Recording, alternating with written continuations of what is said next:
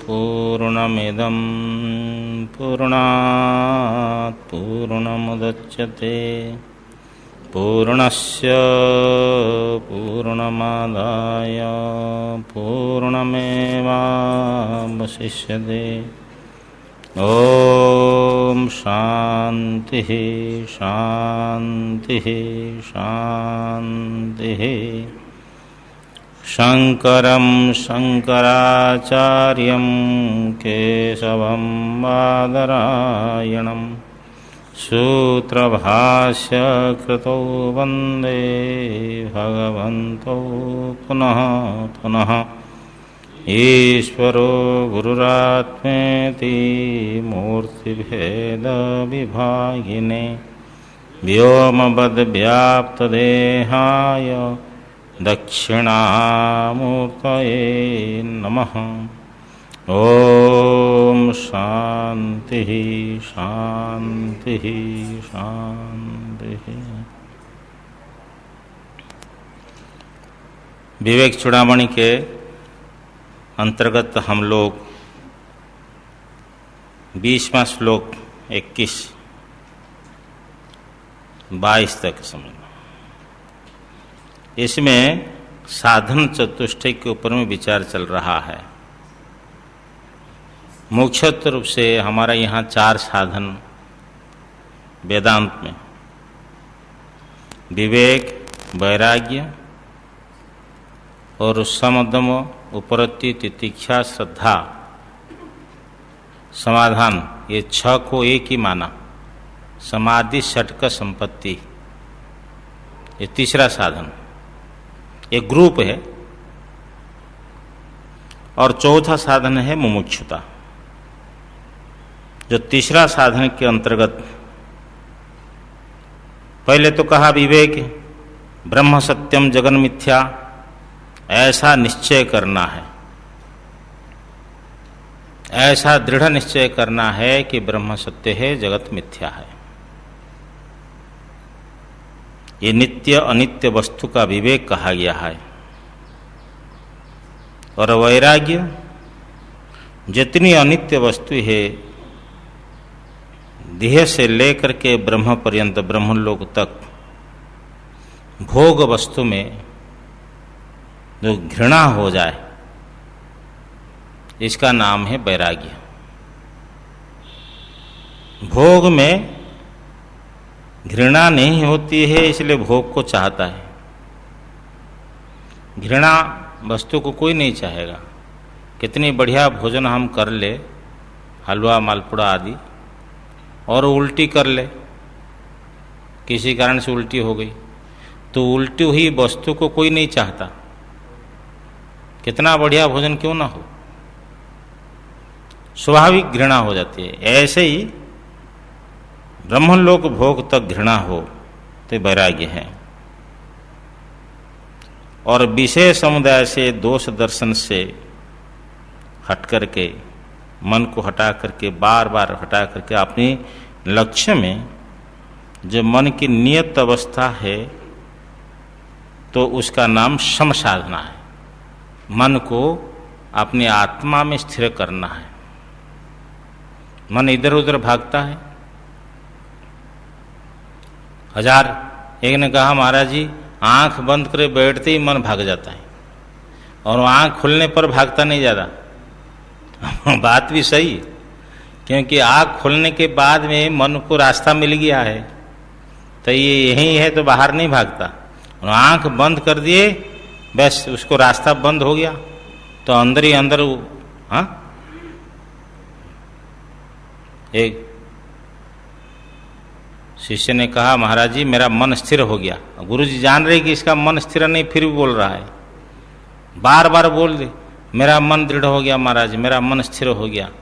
बोले, वाह, तुम तो महायोगी हो गए। मन स्थिर हो जाना ही तो और क्या है। कई महीने बीत गए तो गुरु जी ने उसको एक घड़ा दिया, घड़ा के मुख को बांध दिया कपड़ा में, और कहा कि 3 किलोमीटर दूर महात्मा जी रहते हैं, उनको दे करके आ जाओ, और रास्ता में देखना नहीं। ठीक है महाराज जी। 2 खेत गया, कहते गुरुजी ने कुछ तो रखा नहीं, हल्का हल्का लग रहा है। बोलते देखना नहीं, क्या रखा है? चलो गुरुजी ने मना किया, देखना नहीं है।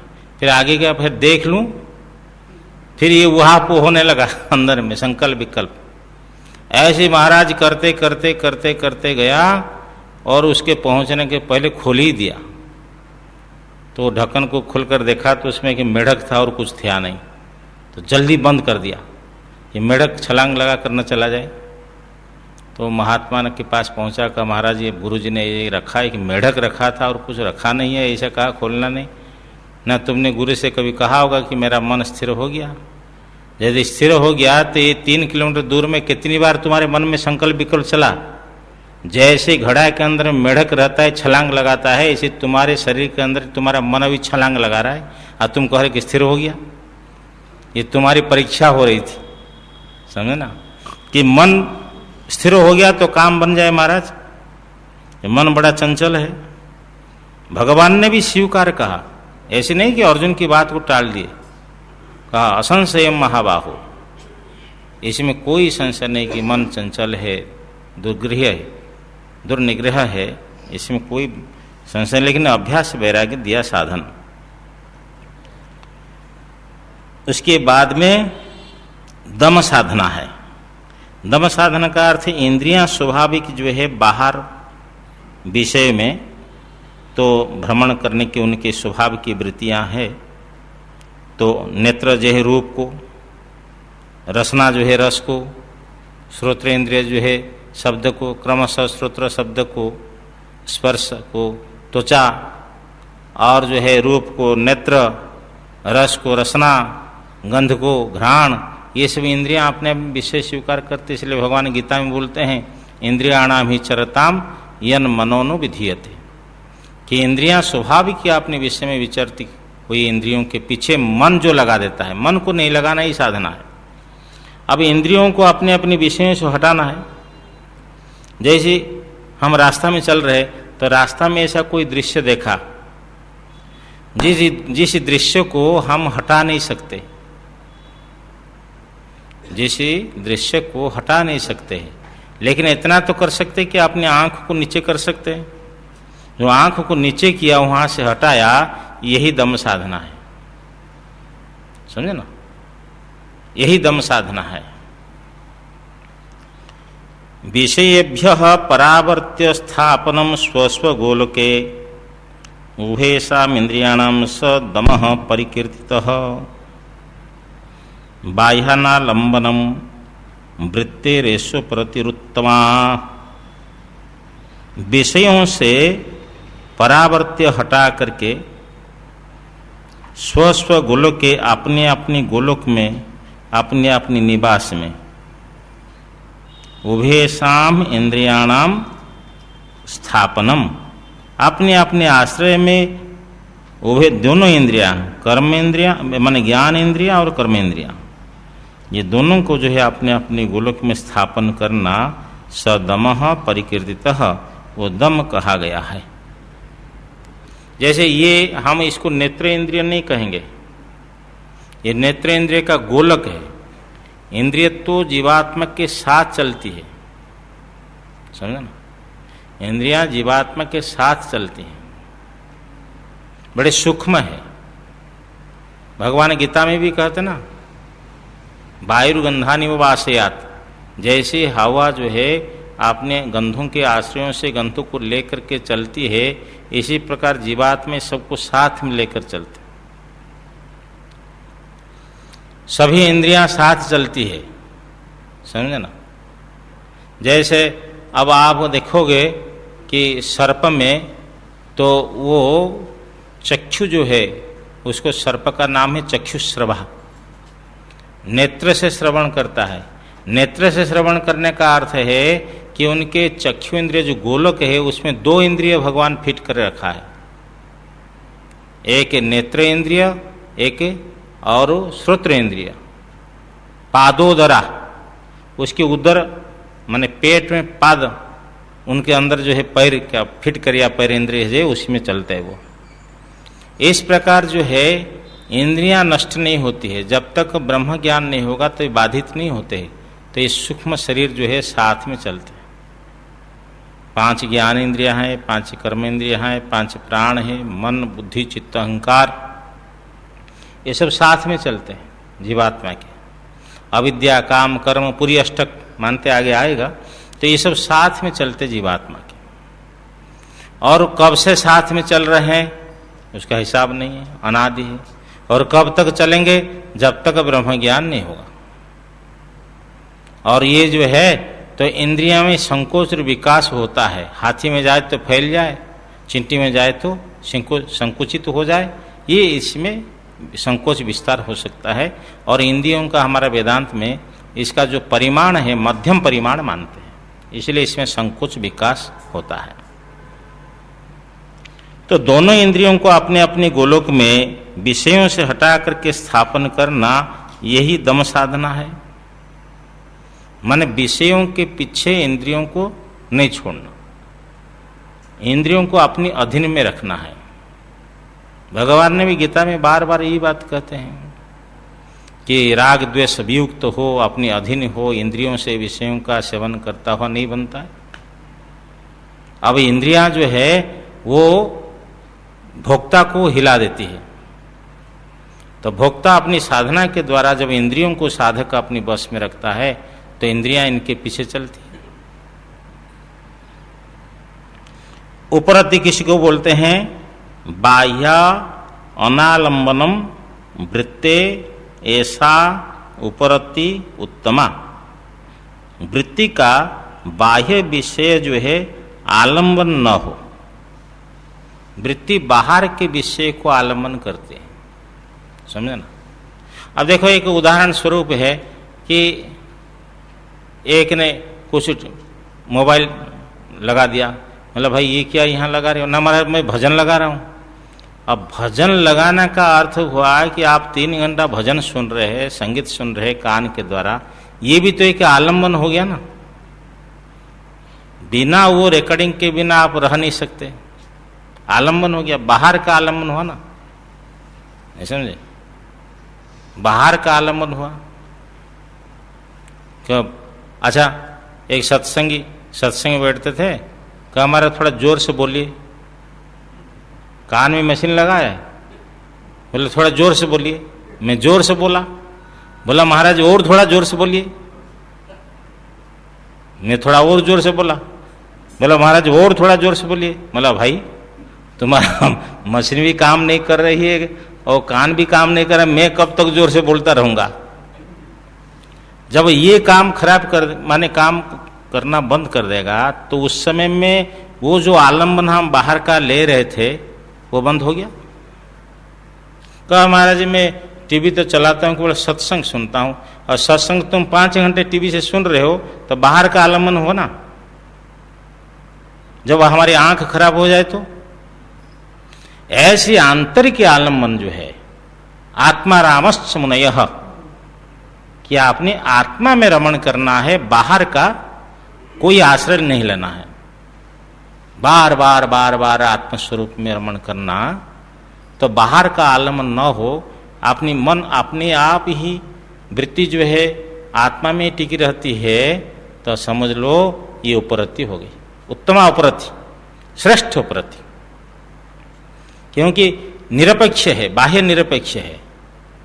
और बाह्य निरपेक्ष महात्मा लोग बाहर में रहते, जंगल में रहते, कोई अपेक्षा नहीं उनको, तो ये तो अलमस्त रहते, बड़े संतुष्ट रहते हैं। और जिसको अपेक्षा है वो एसी रूम में रहने पर भी नींद नहीं आती है। भाई 2 करोड़ हुआ, अभी 3 करोड़ करना है, 3 हो गया तो 4 करना है, तो वो एसी रूम में रह रहा है, गाड़ी है, नौकर चाकर, लेकिन नींद नहीं आती, और उसके अंदर घूम रहा है वो।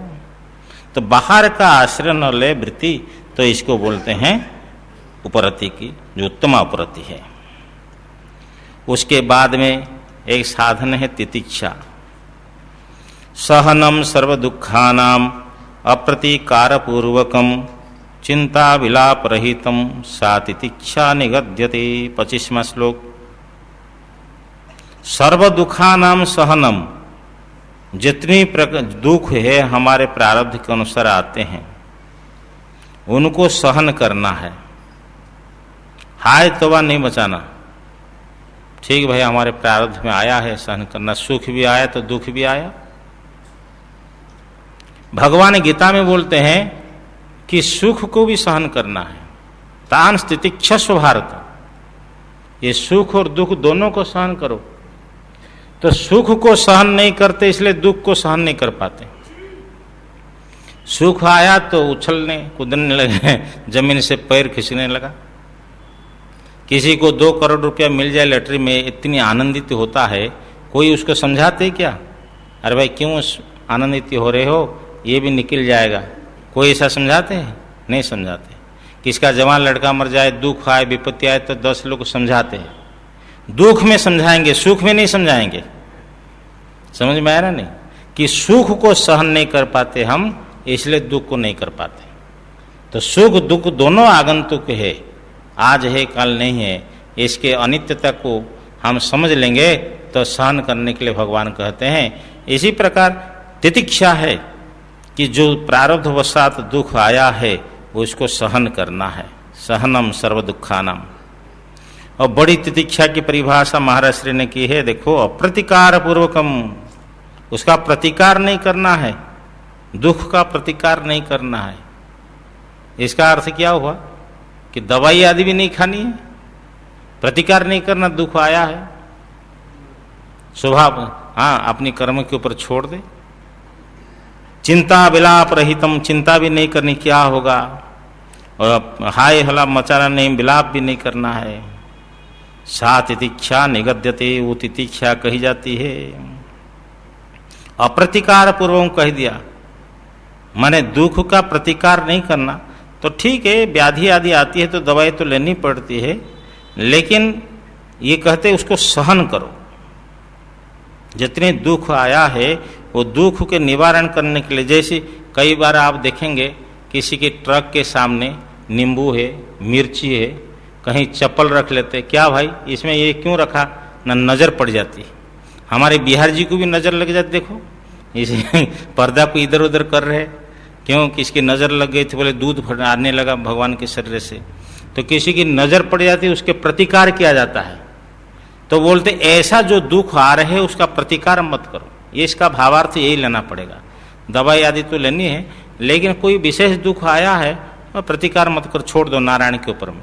जैसे करेंगे, जैसे कोई तंत्र मार रहे, जादू कर रहा है, टोना कर रहा है, चलो परमात्मा हमारा आश्रय है, प्रारब्ध के ऊपर छोड़ करके उसका प्रतिकार नहीं करना। चिंता विलाप रहित होना, सा तितिक्षा निगद्यते, वो तितिक्षा कही जाती है। और श्रद्धा शास्त्रस्य गुरुवाक्यस्य सत्यबुद्ध्यवधारणम, सा श्रद्धा कथिता सद्भिरी या वस्तुपलभ्यते। शास्त्र और गुरुवाक्य के वो माने शास्त्र और गुरुवाक्य में क्या होना चाहिए? सत्य बुद्धि होनी चाहिए कि शास्त्र जो कह रहा है सत्य है, गुरु जो कह रहे हैं सत्य है। कई बार गुरु के साथ में ज़्यादा तर्क वितर्क करता है, महाराज ऐसा कैसे बोल दिया, आपने उस दिन ऐसा बोला था, आज ऐसा बोल रहे हो, हाँ वो शास्त्र ऐसा कहा है, वो ऐसा कहा है, इसी में ही ज़्यादा उलझन पड़ जाता है। कई बार बोले नहीं, शास्त्र और गुरु वाक्य के प्रति सत्य बुद्धि धारण करो। सत्य बुद्धि से जो अवधारण है, निश्चय है। सा श्रद्धा, कहीं कहीं आता है शास्त्र और गुरु वाक्य में विश्वास, वही श्रद्धा जो है कथिता सद्भिर, सत्पुरुषों के द्वारा श्रद्धा कही गई है, जिसके द्वारा ये वस्तुपलभ्यते, वस्तु की प्राप्ति होती है। कि श्रद्धा नहीं है तो नहीं है। छांदोग्य उपनिषद में आया, उनने कहा कि पिता ने पुत्रों से कहा कि जाओ तुम पढ़ लिख कर आओ भाई, हमारे घर में कोई अनुष्ठान तो रहा नहीं है। श्वेत केतु गया पढ़ने के लिए, बोलते हैं पढ़कर आया और ज़्यादा पढ़ लिया तो गुरु को प्रणाम नहीं किया, पिता को प्रणाम नहीं किया, अहंकार आ गया। ये अहंकार भी कई बार व्यक्ति को गिरा देता है। तो थोड़ा बहुत कुछ आ जाए, उसका अहंकार ज़्यादा आ जाता है कि मैं ऐसा हूँ, मैं ऐसा हूँ। तो नारायण जी पिता ने समझ लिया इसको तत्वबोध नहीं हुआ, नहीं तो अहंकार कैसे। पूछा कि तुमने गुरु से ये जाना क्या? गुरु से पूछा था, ये ना श्रुतम श्रुतम भवती अमतम मतम, ऐसे बात करी है कि जिसी के श्रवण से तो बिना श्रवण किया हुआ भी उसका श्रवण हो जाता है। जिसका मनन करने से सबका उनका मनन हो जाते, जिसका मनन नहीं हुआ है आदि आदि। तो उन्हें समझा कि गुरु के पास ये विद्या है नहीं, यदि होती तो मैं उत्तम था, मेरे को देते। आप फिर पिताजी सोचेंगे, कहेंगे जाओ और सीख कर आओ, 12 वर्ष फिर लगाएंगे, क्या लाभ है।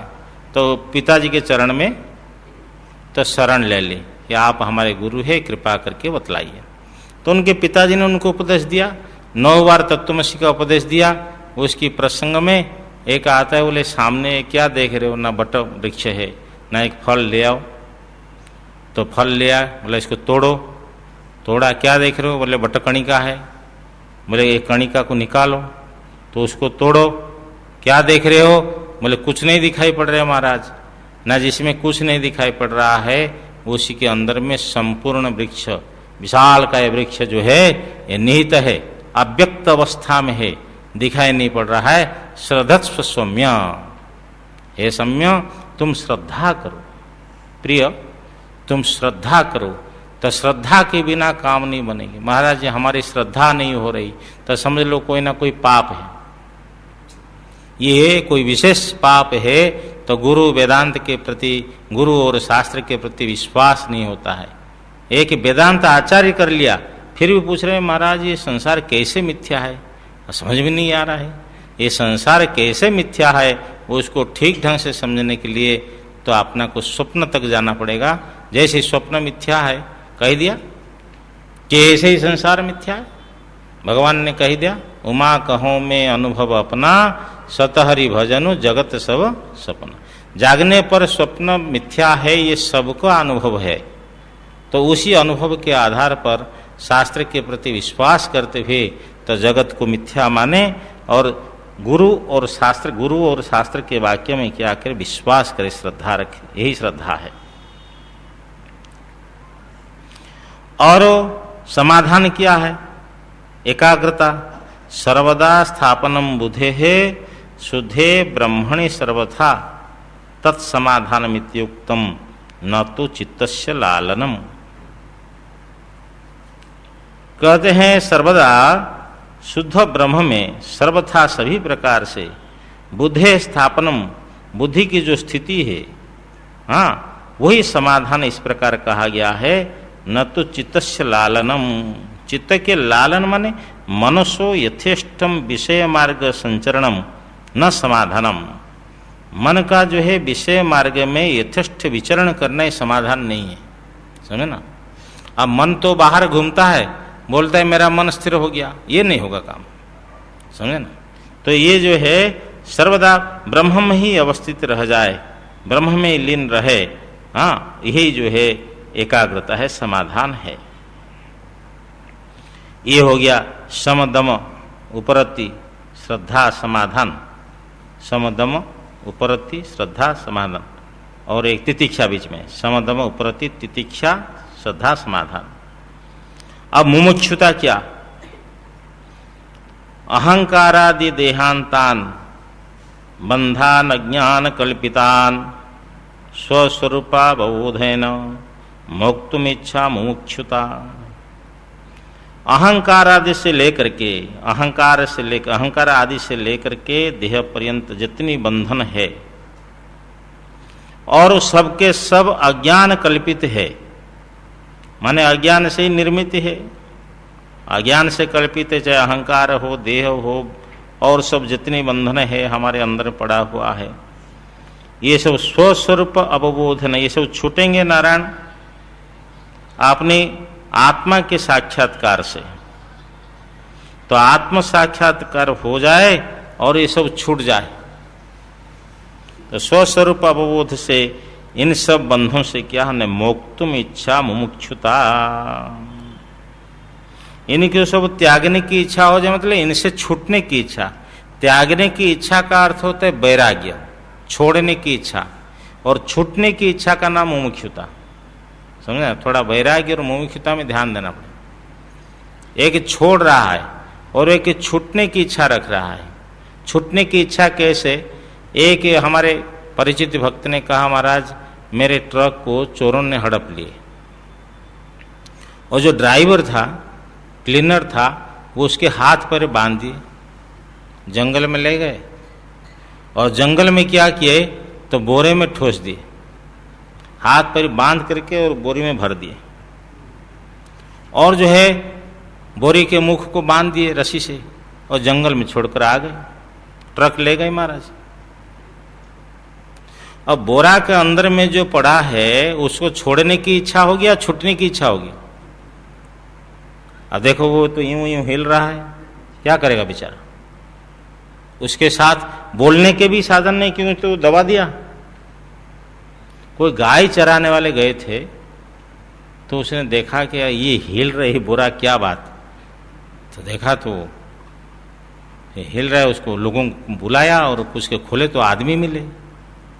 जैसे नारायण वो बोरे के अंदर में होने के बाद में छूटने की इच्छा होती है, जैसे माँ के गर्भ में बच्चा हाथ जोड़कर बैठा रहता है नीचे सिर कि छूटने की इच्छा होती है, प्रभु से प्रार्थना करते प्रभु निकाल दो, आपका भजन करूंगा। बोले कितनी बार प्रतिज्ञा करके जाते हो और जाने के बाद वहां फिर भूल जाते हो? नहीं, इस बार नहीं भूलूंगा भगवान।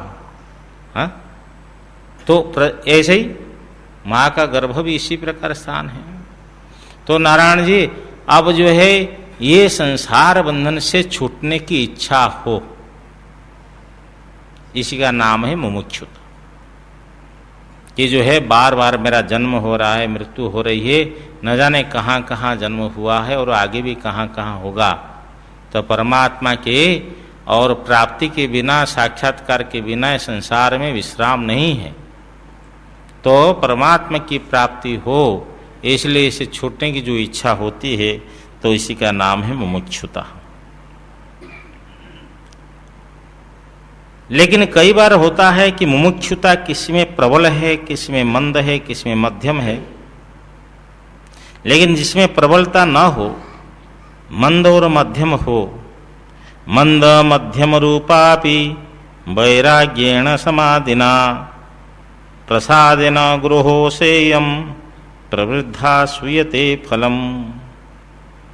मंद और मध्यम मुमुक्षुता हो, अर्थात इसमें प्रबलता नहीं है, लेकिन वैराग्य हो और समदम आदि हो। तो वैराग्य के द्वारा, समदम आदि के द्वारा, प्रसादेन गुरु हो, गुरु की कृपा से वो मुमुक्षुता मंद मध्यम रूपा होने पर भी सेयम सायम, वही मंद मध्यम रूपा जो मुमुक्षुता है, प्रवृद्धा बढ़ करके फलम सूयते, फल प्रदान करती है।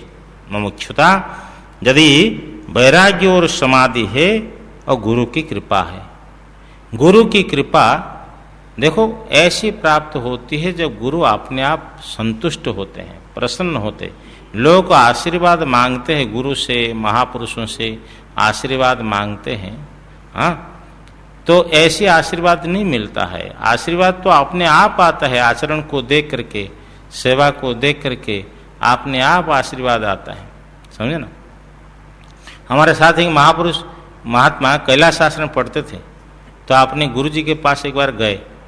बोले महाराज जी, हम लोग आपसे दूर में रहते हैं तो आपकी कोई सेवा नहीं हो पाती है।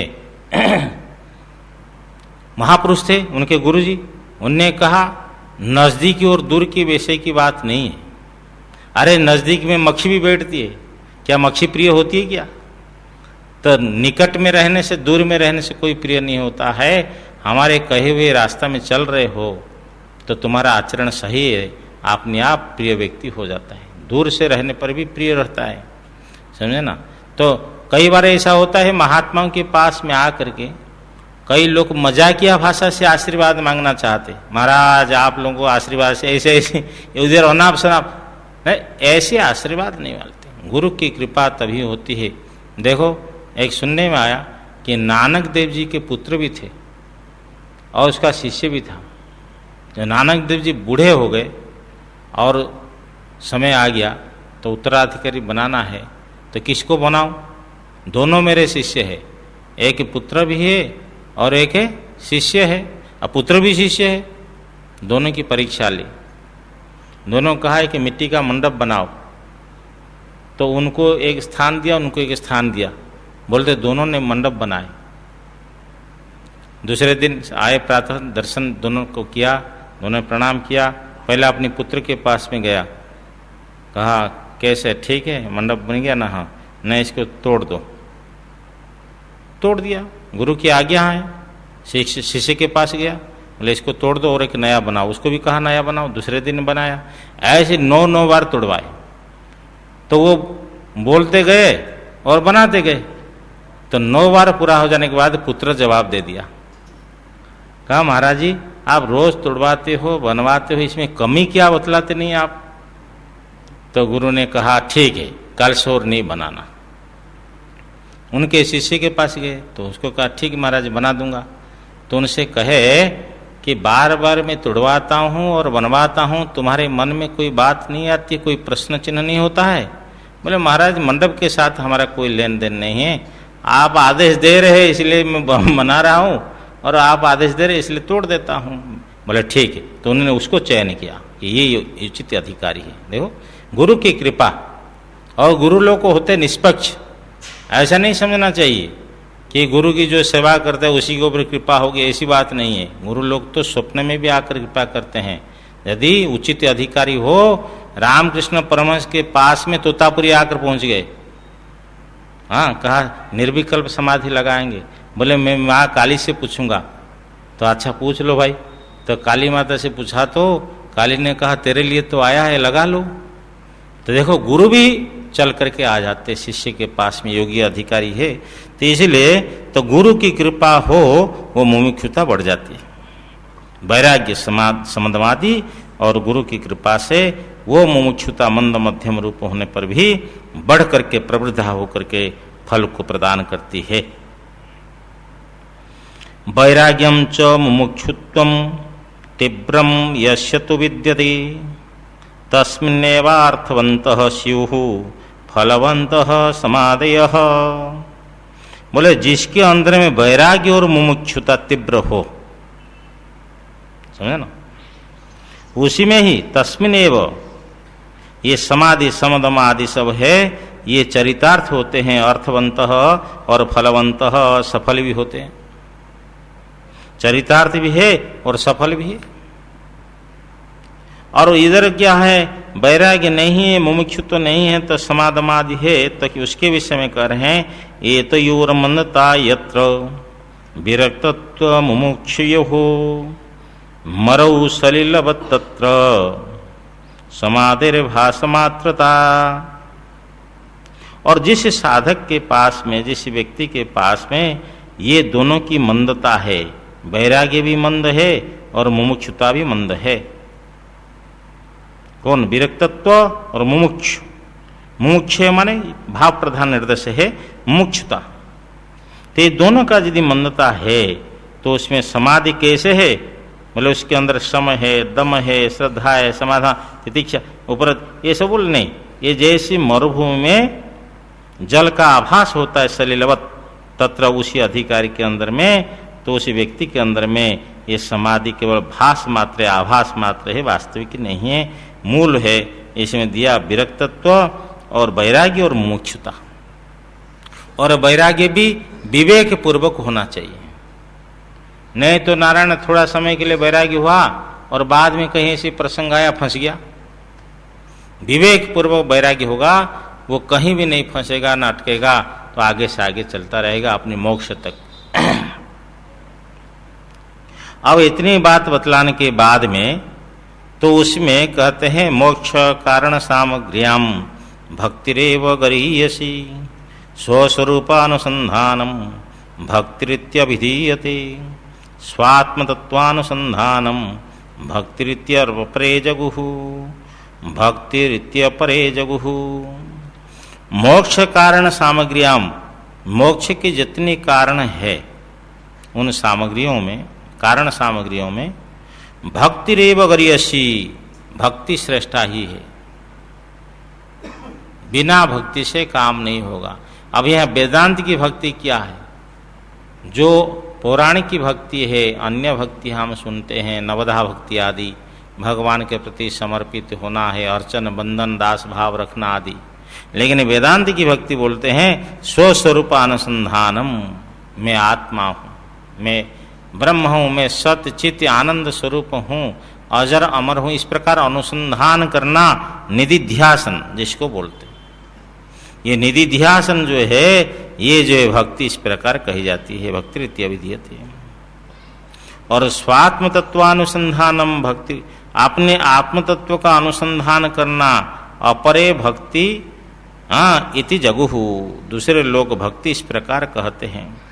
अब प्रथम दृष्टि से देखो, स्वस्वरूप अनुसंधान और स्वात्म तत्वानुसंधान में कोई पार्थक्य नहीं लगता है, कोई भेद लग रहा है क्या? स्वरूप अनुसंधान कर आत्म तत्व संधान, तो लेकिन श्रृंगेरी टीका में लिखे हैं स्वात्मनः स्वस्य जीवस्य तत्वं परमात्म तत्वं अनुसंधानम वास्तविक भेदम सत्वेपि अभेदन उपासनम अहंग्रह उपासनम इति यावत्। ये जो है स्वात्म तत्व अनुसंधान का अर्थ लिख रहे हैं कि ये जो अपना स्वरूप है जीवात्मा, इसका वास्तविक की परमात्मा स्वरूप इस प्रकार अनुसंधान करना। वास्तविक नहीं कहा कि ये जो जीव जो है इसका तत्व जो है यथार्थता है, तो परमार्थ तत्व है, इसका अनुसंधान करना। वास्तविक इसमें भेद है, जीव और ब्रह्म में भेद होने पर भी अभेद से उसकी उपासना करना, अहंग्र उपासना, इस प्रकार कुछ लोग भक्ति मानते हैं। दूसरी लाइन, स्वात्म तत्वानुसंधानम भक्ति रीति अपरे जगुहु जो कहा, दूसरे लोग बोलते हैं वो अहंग्रह उपासना भेदवादी बोलते हैं। और ऊपर की जो स्वस्वरूपानुसंधानम, ये निधिध्यासन अभेदवादी का निधिध्यासन। ये पार्थिक समझना श्रृंगेरी टीका में स्पष्ट रूप से खोल के बोला है। अब ये साधन संपन्न हो करके आत्म तत्व के जिज्ञासु के गुरु के पास में पहुंचे। गुरु के पास में जाने के पहले अपने पास में साधन संपन्नता होनी चाहिए। नहीं तो अपने पास में साधन नहीं है, गुरु के पास में गए, वहां गुरु में भी दोष देखेगा, बोला ये गुरु ठीक नहीं है, ये गुरु ठीक नहीं है। एक बार राजस्थान में कहीं बैठे थे, एक आया बोले महाराज आपको गुरु बनाऊंगा। एक महात्मा से बोला, बोला गुरु बनाओगे या शिष्य बनोगे? हाँ, अच्छा अब तक कितनी गुरु बना चुके? बोले हमारे 3 बना चुका हूं, ये चौथा होंगे। समझे? तो लोग गुरु बनाते हैं। हाँ, तो ये अपने पास साधन न हो तो गुरु का भी छिद्र अन्वेषण करेगा, तो इसीलिए उसकी श्रद्धा रहेगी नहीं। लेकिन ये कह रहे हैं कि नहीं, पहले विवेक वैराग्य समाधि षटक संपत्ति और मोक्षतः साधन संपत्ति, ये साधन संपन्न होकर के और आत्मा के तत्व जिज्ञास होकर गुरु के पास में जाना चाहिए। समझे ना? अब हम किसी की समालोचना नहीं करेंगे, लेकिन कई पढ़े लिखे भी चोटी जल्दी नहीं काटते। समझे ना? ये विडंबना है। कई बार बाद में कटवाते, कब? जब बहुत बड़ा मठ मिल जाए। इसका इतना मूल्य है। तो ये गुरु के पास में केवल संबंध गुरु का है, ईंट पत्थर का संबंध नहीं है। गुरु के साथ में संबंध ये है केवल आत्म तत्व का जिज्ञासु बन करके जा करके अपना कल्याण करना। इस दृष्टि से जो गुरु के पास में जाएगा कोई क्लेश नहीं होगा। और यदि कोई गद्दी आदि को लेकर के जाएगा तो फिर भाई क्लेश है, उसको गद्दी दे दिया, मुझे नहीं दिया, अब यहाँ से हटो, अमुक करो समुक करो, केस आदि सब। देखो व्यवहार के रूप बतलाता हूँ अभी कि इसे क्यों चल रहा है, यही कारण है। जिसके अंदर जिज्ञासा है उठाया झोला चला, कोई बात नहीं, हम तो आए थे गुरु जी के पास में ज्ञान लेने के लिए, हमको ज्ञान मिल गया, चला कोई बात नहीं, ईंट पत्थर से क्या। एक आया हंसाने के लिए, बीच में बोल देता हूँ, कथाकार थोड़ा हंसाते लोग। हाँ, एक आया गुरु जी के पास में, गुरु जी बोला बैठो, तो बराबर में बैठा। बोला आपके बराबर कैसे बैठूं महाराज जी, आपके बराबर नहीं बैठ सकता। कहाँ बैठेंगे? ना नीचे बैठेंगे आसन लगा करके। गुरुजी ने कहा अच्छा मैं नीचे आसन लगा कर बैठूंगा तो आप कहाँ बैठोगे? ना महाराज मैं आसन हटा कर बैठूंगा, और क्या करेंगे, आपके बराबर थोड़ी बैठेंगे। गुरुजी ने कहा अच्छा मैं आसन हटा करके जमीन में बैठूंगा, तुम कहाँ बैठोगा? बोले महाराज जमीन खोद करके बैठूंगा, नीचे होगा, आपके नीचे होना चाहिए मेरा आसन। गुरुजी ने कहा अच्छा जमीन खोद कर मैं बैठूंगा, तू कहाँ बैठेगा? बोले आपके ऊपर मिट्टी डाल दूंगा, आपकी गद्दी में बैठूंगा। हम गद्दी लेकर आए, गद्दी के लिए आए आपके पास में। देखो लोगों की दृष्टि ये जो है संसार में, संसार की दृष्टि लेकर गुरु के पास में आता है तो क्लेश होता है। अब यहां भगवान कह रहे हैं उक्त साधन संपन्न तत्व जिज्ञासुरात्मनः उपसिदेद गुरुम प्राज्ञम यस्मात् बंध विमोक्षणम। अरे संसार के लिए मत नहीं आना, संसार के लिए नहीं आना, संसार छूटने के लिए, संसार छूटे इस गुरु के पास में जावे, उक्त साधन से संपन्न होकर के तत्व जिज्ञासु, आत्मा के तत्व जिज्ञासु होकर के, तो ऐसे गुरु विचक्षण प्राज्ञ विद्वान के गुरु के पास में जावे, उपसिदेत उनकी शरण ले। यस्माद बंध विमोक्षणम, जिससे संसार बंधन छूटे। ये संसार बंधन को डालने के लिए और नहीं, तोड़ने के लिए। और गुरु कैसा होना चाहिए भाई? गुरु भी तो जैसे शिष्य के पास में ये साधन संपन्नता होनी चाहिए, ऐसे गुरु की भी योग्यता होनी चाहिए।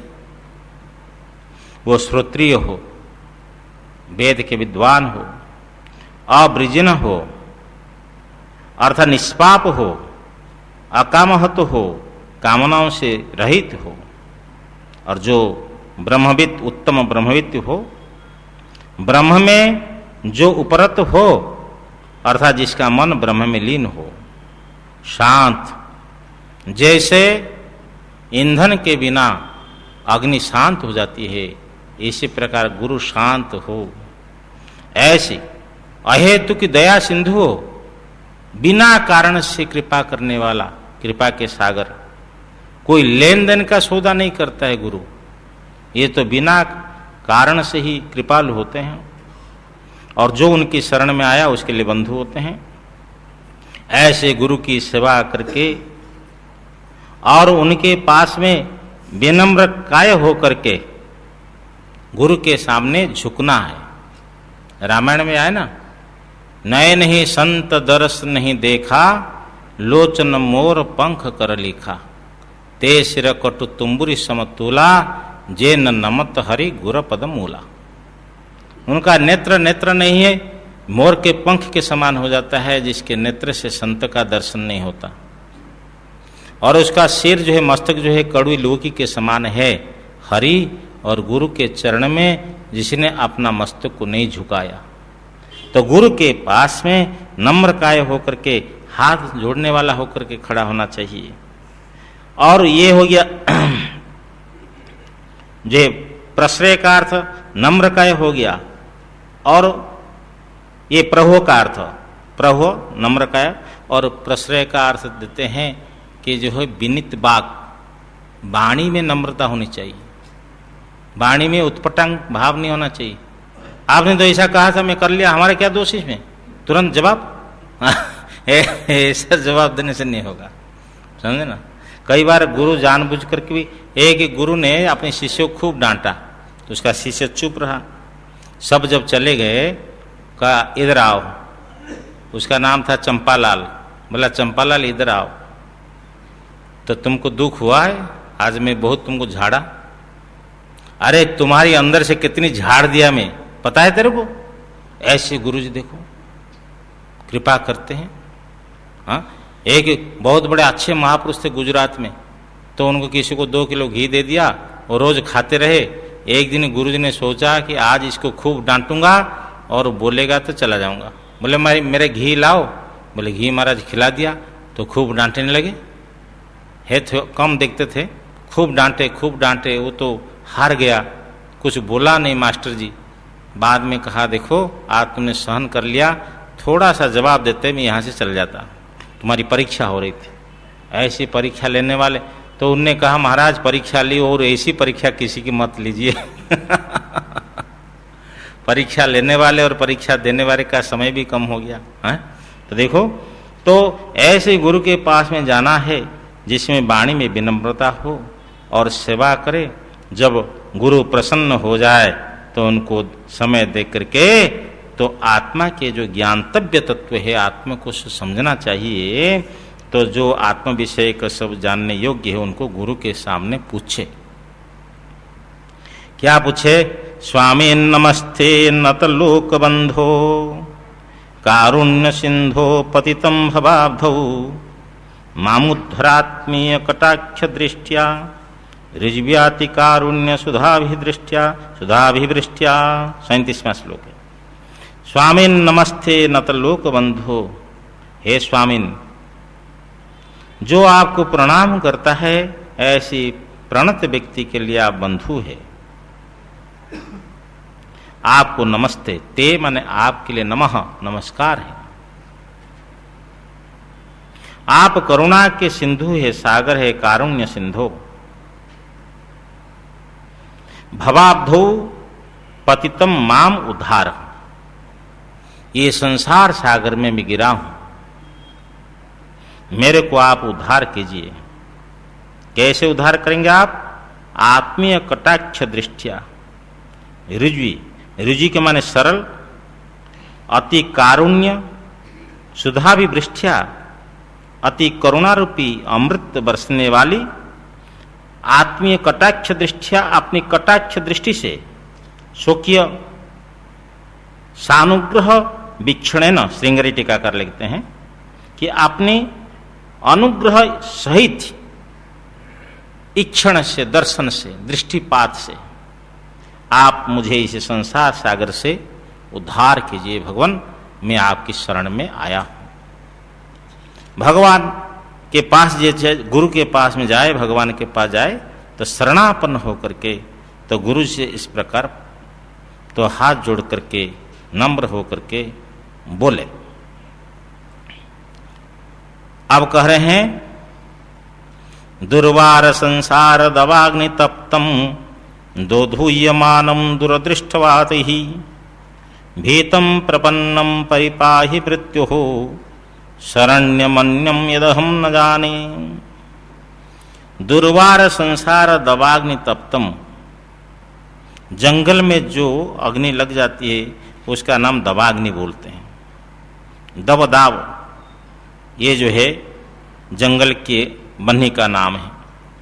ये दुर्वार संसार रूपी दवाग्नि से, जिसका वारण करना अति कठिन है, ऐसी संसार रूपी दवाग्नि से मैं तप्त हूं, मैं संतप्त हूं महाराज। दुहु अदृष्टवात ही दुधुयमानम,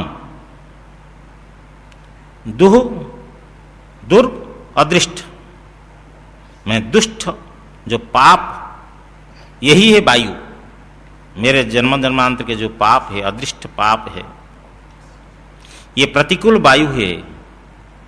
इसके द्वारा मैं दोधुयमानम माने मुहुर मुहुर कंप्यमानम, ये हवा मुझे कंपा रही है, मेरे पाप रूपी हवा मुझे कंपा रही है। सुनिए ना। और इसी से मैं भयभीत हूं, भीतम प्रपन्नम, आपकी शरण में आया हूं। मृत्यु हो परिपाही, ये मृत्यु रूपी संसार से मेरी रक्षा कीजिए भगवान। तो मेरा और कोई शरणदाता, कोई उद्धार करने वाला और कोई नहीं है। अन्य शरण्यम यद, अन्यम शरणम, जो दूसरा कोई शरण्य है ऐसा अहम न जाने, मैं नहीं जानता कि आपसे अतिरिक्त तो मेरे को शरण देने वाला, अथवा मैं जिसकी शरण लूं मेरा वो उद्धार कर ले, ऐसा मैं किसी को नहीं देख रहा हूं। अर्जुन ने भी भगवान से कहा है कि पृथ्वी के अधिपति, आधिपत्य अथवा इंद्र पद को प्राप्त करके मैं नहीं देख रहा हूं कि मेरे इंद्रिय संताप को, शोक को कोई दूर कर सके। इसलिए मैं आपकी शरण में हूं। आप मेरे को साधी माम त्वाम प्रपन्नम, मेरे को आप उपदेश दीजिए।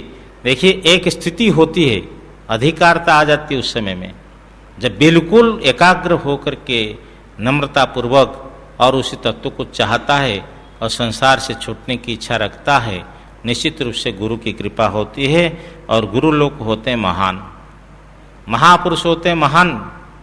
शांता महांतो निवसंति संतो बसंतवल्लोकहितं चरन्तः तीर्णः स्वयं हिमभवार्णवं जनान हेतुनान्यानपि तारयन्तः। ये महात्माओं का स्वभाव है। ये शांत रहते हैं, शांत महान पुरुष होते हैं, महांत। ये कैसे है? तीर्णः स्वयं भीम भवार्णवम जनान, स्वयं तो संसार सागर से तीर्ण है, तारे मन तीर्ण है, तरे हुए हैं। संसार सागर से पार पा चुके हुए लोग। और ये भयंकर जो भवार्णव है, भवार्णव, ये भयंकर जो संसार रूपी सागर है, इसको स्वयं पार कर चुके हैं। और अहेतुना बिना कारण से अन्यान जनान अपि, दूसरे मनुष्यों को भी तारयंतः, तारते हुए ऐसे शांत महापुरुष लोग महांत। बसंतवत लोकहितम चरन्तः, और बसंत के समान लोकहित को, लोक कल्याण करते हुए ऐसे संत, शांता महात्मा जो संत लोग, वो निवसंती, निवास करते हैं, बिना कारण से तारते हैं। कई महापुरुष जा रहे थे तो दो चार तो हल जोतने वाले खेत में किसान अपनी खेती कर रहे थे, तो ये महात्मा ने कहा, अरे तुम लोगों का भाग्य उदय हुआ है, तुम लोग खेती कर रहे हो, कुछ नहीं किया, केवल सोटी लगा दिए। महात्माओं की सोटी लगते उनकी समाधि लग गई। देखा, कोई प्रवचन नहीं, कोई समाधि की भाषा समझाना नहीं है, केवल महात्मा का। कई बार होते महापुरुष लोग अपने दृष्टि से दूसरे का कल्याण कर देते हैं, स्पर्श करके कल्याण करते हैं, समझे ना। महापुरुष कई लोग होते हैं अपनी संकल्प से, चाणक्य ने कहा कि जैसी चिड़िया अपनी अंडों का स्पर्श करके पालन करती, समझे, और जो है मछली जो है अपने अंडों को देख करके, और कछुई जो है मादा, कछुआ मादा, वो अपने ध्यान करके। इसी प्रकार गुरु लोग, महापुरुष लोग होते हैं, किसी को स्पर्श करके उसका कल्याण कर देते हैं। तो मेरे को किसी ने सुनाया, पहले वो जेल के एसपी इंचार्ज थे, फिर महात्मा बन गए थे, तो कहा, महाराज जी, तो मैं मुंबई में एक गणेशपुर जी, वहाँ कोई महात्मा जी थे, तो मैं वो समाधि लगाते थे, मेरे विश्वास नहीं होता था। तो एक दिन क्या हुआ, तो कहा, अच्छा तू मानता नहीं है? तो उनके पैर को महाराज में छू लिया। जैसे उनके पैर को छुआ, महाराज मेरे को एक करंट लगा, तो पीछे भाग गया, और मैं तो बहुत समय तक बैठ गया अपने में। देखो, महापुरुष का स्पर्श होते ही ऐसा है।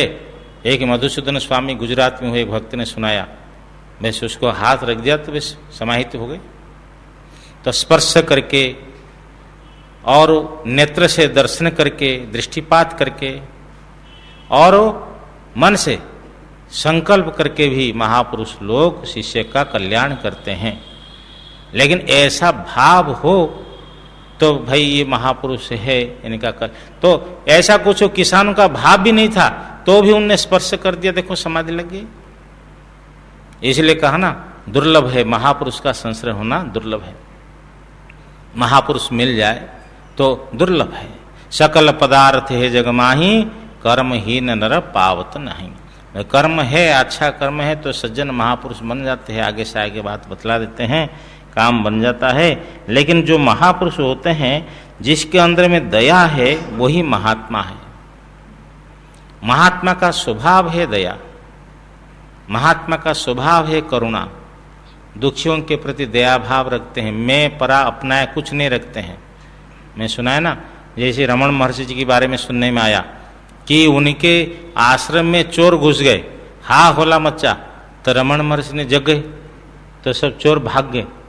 तो रमण महर्षि ने पूछा, क्या हुआ ना, चोर आए थे, किधर गए? बोले इधर से गए। तो रमण महर्षि कंबल लेकर के पीछे जा रहे, अरे भाई रुको रुको, कुछ ले करके जाओ, खाली हाथ में क्यों जा रहे हो भाई, आए थे कुछ लेने के लिए। देखो ऐसे भाव, उदार भाव ये महापुरुष के अंदर हो सकता है। समीक ऋषि का अपमान कर दिया परीक्षित ने, और उन्हें कितना बड़ा दंड दे दिया।